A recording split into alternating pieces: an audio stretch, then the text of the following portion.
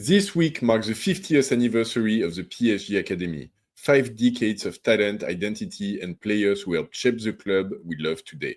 So, for this special video, I'm looking back at 5 Academy graduates who truly left a mark on PSG and on world football. Different eras, different styles, different stories, but all of them started right here at the Condé Loge. Some became legends in Paris, some shined abroad, some defined entire generations, and one or two might surprise you.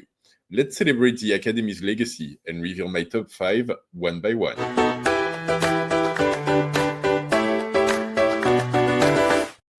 All right, so let's do this. I've got 5 players for you who I think have defined the PSG Academy graduate throughout the years.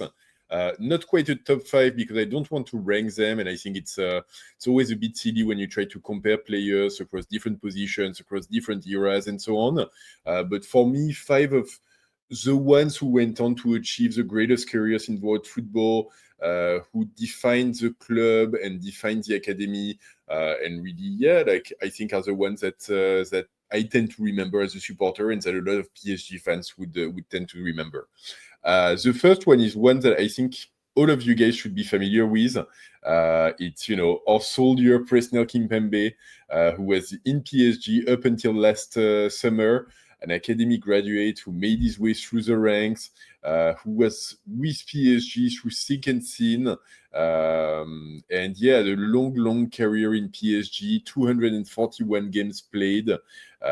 He played for PSG between 2014 and 2025, so 11 years. And, he won a World Cup with France, a Champions League with PSG, 8 French leagues, 4 cups, and so on and so forth. And there's a lot of big moments for Kimpembe, from the night, one of his first night in 2017, where he destroyed Messi during a Champions League game. Winning in the World Cup with France, some really including this one you see on screen at the moment, incredible show of defensive skills. In the end, he had his moments with PSG, and I think overall, obviously a player who's counted a lot for a lot of years, but he also had his drawbacks in terms of concentration and focusing. He had a couple of injuries as well towards the end, and so I think he never really got all the way to the level that he could have had. But yeah, definitely a player who's very emblematic of PSG and of the academy. Second one I've got on the list, going back a little bit further, is Mamadou Sakho. And Mamadou Sakho, he was a central defender for PSG, played 201 games, played for PSG between 2007 to 2013, played at 29 caps with France as well. Then he went on after PSG, went to Liverpool, to Crystal Palace, came back to France in Montpellier. Ultimately, not the biggest trophy cabinet of the lot, only one French league. Essentially, he was the TT in PSG before Qatar arrived. And, back in the day when he made his way to the first team, he was actually the youngest captain of PSG. He was captain of PSG at, I think, 17. And so very precocious talent. It's funny because there's lots of similarities between him and Kimpembe in the sense that he was a fairly physical defender, not so great technically, very good mental attributes, and really a fighter, and someone that wouldn't let anything go by. And so that's why he's very emblematic for a lot of fans, because he had that attitude, that love for the club, being a TT, being a captain very young. Sadly, with Qatar arriving, obviously, there was a lot of competition for playing time in defense, and ultimately that's how his Parisian adventure ended. But yeah, he also has big moments with the French side.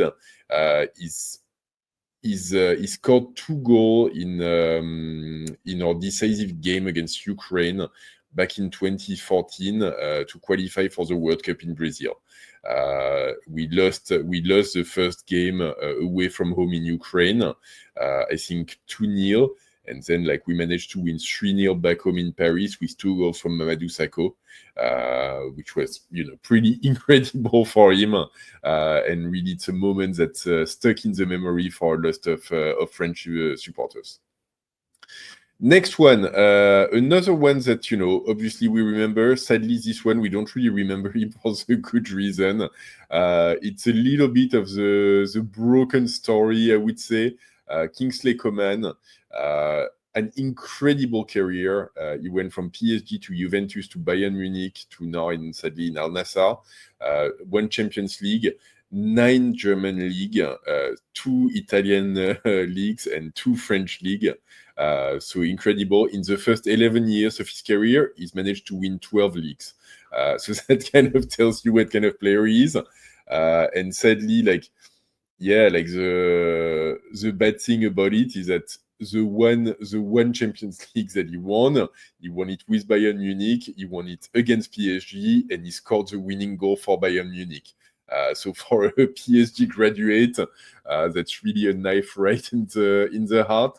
But obviously, like a very, very meaningful career, even with France, 59 caps, and an incredible talent on the wing.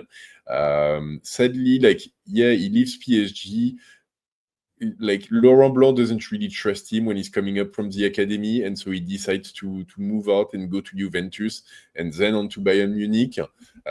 Everyone knew that he was a very raw talent, but a very big talent. And so it was very disappointing to see him leave. I think it was a time where we really didn't make any space for academy graduates, and so we saw players like him leave to make their way somewhere else.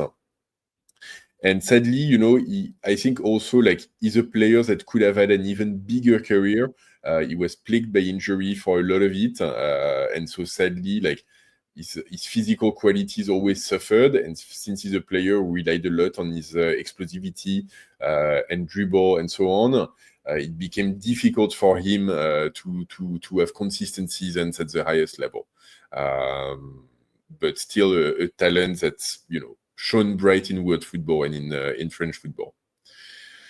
Okay, the next one, I really reached into the memory box for this one. As you can see from the footage, Luis Fernandez. And I assume that's a player that most of you might not be familiar with.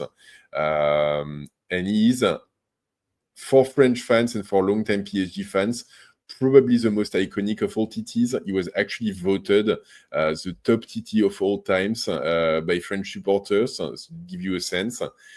He played 273 games with PSG between 1978 and 1986.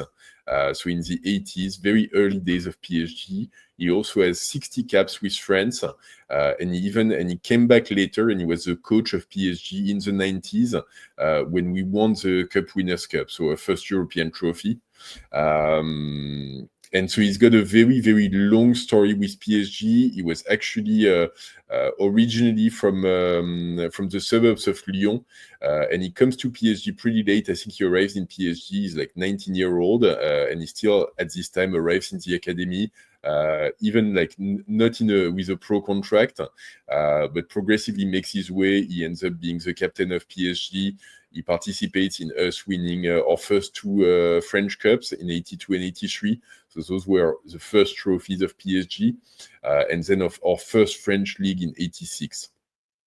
So that's the generation we had with Rocheteau, with Daleb, with Suzic. So a lot of the really the first legends of PSG was part of that.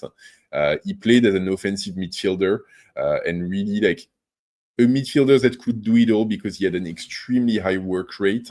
And so ultimately, he could do everything in midfield, from getting the ball back all the way to scoring goals. He ended up being captain of PSG, and I think with the French team, he was also part of a golden era of French football with Michel Platini, which saw him win the Euro in 1984. He's got a very memorable moment with the French team of scoring the winning penalty in a penalty shootout against Brazil. I think it was quarterfinal of the World Cup in 82, I want to say. And so that was the first French team where France really had the squad to go win a World Cup. We won a Euro, and ultimately like could have done much more.